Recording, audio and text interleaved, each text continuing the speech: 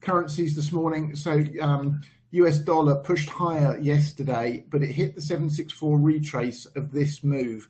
We're at the point where this is going to prove itself and give us that last high, or it's going to roll over, take out 9604, and the one is in here, and we're already in the two back. Not what I'm expecting. I'm expecting it to push up one last time and then roll over. So conversely, in the euro, still looking for that final drop into the target box before we get the two back. And this morning, just coming down to the hourly chart, it's doing bugger all nothing. It dropped a bit this morning, and now it's consolidating.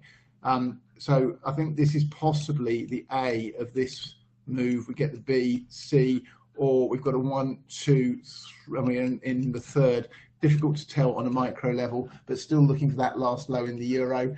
Cable, it's still just bouncing around down the bottom here. The pattern's less than convincing, but still looking up, ideally for this C of 2 before we get the larger third down in cable. But if we take out the 1.2661, this low here where the 1 is on the daily chart on the site, take that out, and we're already in the third down in cable.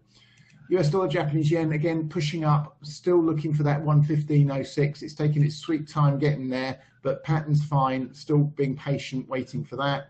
And the Australian dollar, again, you know, it's not cleared the count up. I think I'm pretty convinced that's an A wave, B, and we're going to come down to one of the fibs in the lower support region in the hourly, as opposed to hold this upper support region, and that would give us the long setup in the Australian dollar.